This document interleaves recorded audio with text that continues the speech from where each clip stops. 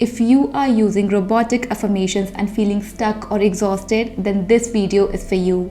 Have you ever felt that you are repeating affirmations or robotically affirming for your desires, but you do not see any results in the physical reality? Today, I am going to share a practice with you through which you can dwell in your desired end with less resistance using robotic affirmations. Hi everyone, welcome back to my channel Manifesting with Shivamod. If you like this video, hit the like button and subscribe to my channel. Now before getting into the video, I want all of us to put an intention together that we are going to be present here and now as long as we are watching this video.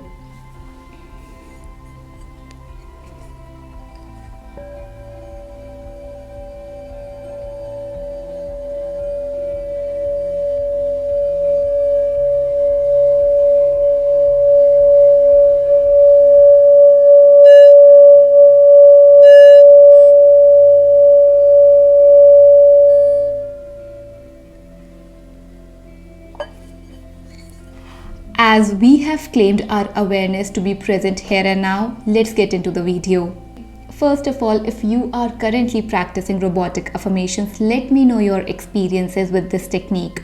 The experiences which I have heard of is people tell Shivamod, I have been robotically affirming for my desires day in and day out, but nothing changes in the physical reality. Or robotically affirming for my desires gives me anxiety. Am I doing it enough? Because I cannot see anything change in the physical reality. Am I doing it correctly?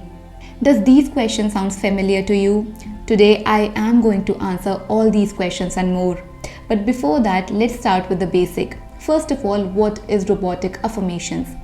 So robotic affirmation, as the name suggests, you are affirming robotically like a robot without any feelings. That is basically what robotic affirmations suggest. Let's get into the understanding why robotic affirmations doesn't work for everyone. The number one reason why robotic affirmations doesn't work for everyone is making you anxious. If you are currently practicing robotic affirmations and it is making you anxious, you need to understand that your emotions are your guide system. They guide you where the problem is. And when you want to override or bypass this guide system, you create a conflict within your own being. There's an internal conflict that you create.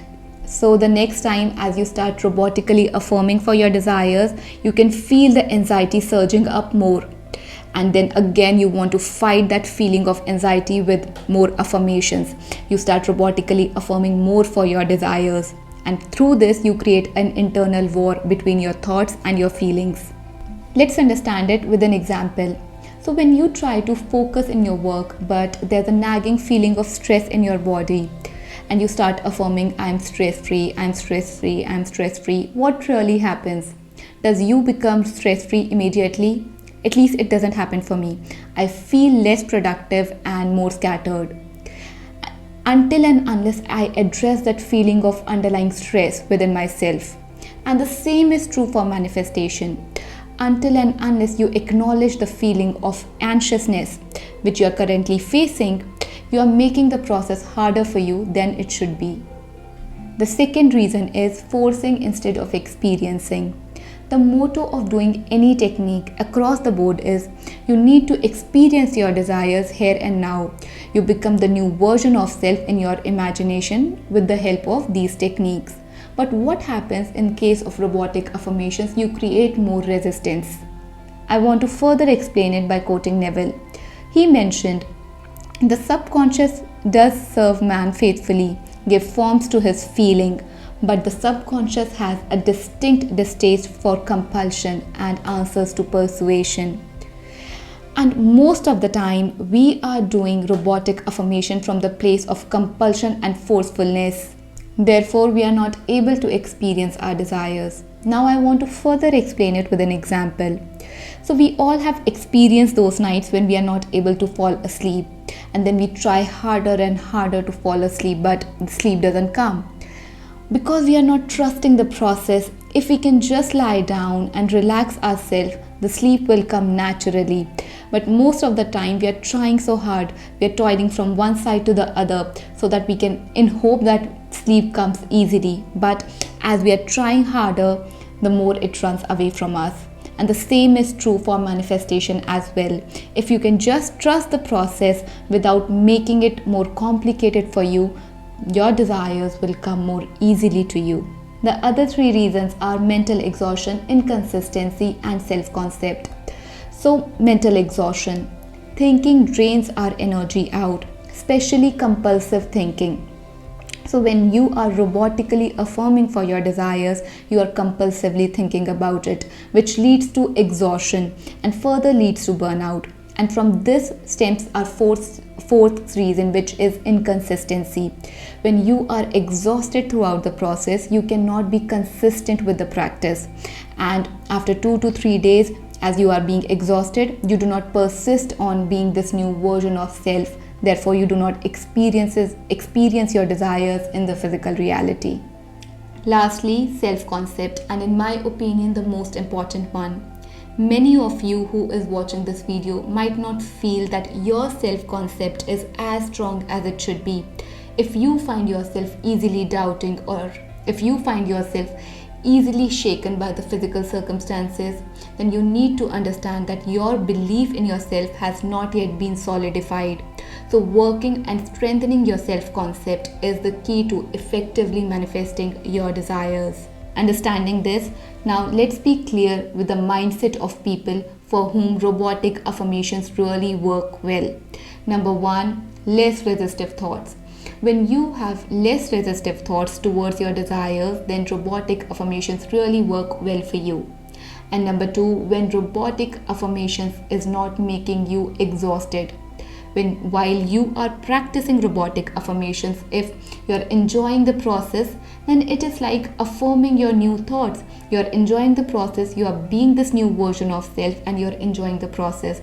And therefore, that is what you experience in your physical reality. Let's get into the practice now. Before you dip your toes into robotically affirming for your desires, one practice that I want you to indulge in is take a 7-day mental diet challenge. Now, what is the practice? This was a practice which was given to us by Emmett Fox. Now, the practice suggests that you need to keep your thoughts in check so that you're not dwelling in the negative scenarios and dwelling more in the positive ones. Why am I suggesting to do this technique before starting your robotic affirmations? You need to understand, when you start robotically affirming for your desires, you have this one particular desire in your mind, and then you keep that desire on pedestal when you start robotically affirming for it. But when you practice 7-day mental diet, you are changing your whole awareness of being. You are dwelling more in the positive and less in the negative scenarios. And when you start doing it, you will understand that how much of your energy was consumed by dwelling in the negative, or you compulsively thinking while you were robotically affirming for your desires. Therefore, when you start practicing this 7-day mental diet, you will understand that how much of your energy was consumed when you were dwelling in the negative scenarios and when you were compulsively thinking as you were robotically affirming for your desires. And when you have all that energy back within yourself, because it is not being utilized that way, you will feel more energized, you will feel more happier throughout the day. And whenever you are being happy, from this energy, now you start robotically affirming for your desires just for 15-20 minutes. So as you start robotically affirming for your desires from this place of being, and also changing your awareness, as you're not dwelling in the negative scenarios and dwelling more in the positive experiences that you want, you are changing your awareness of being, you're changing yourself as a whole. And that is the state where your desires flow in your reality, because it is always about being and never about trying or forcing.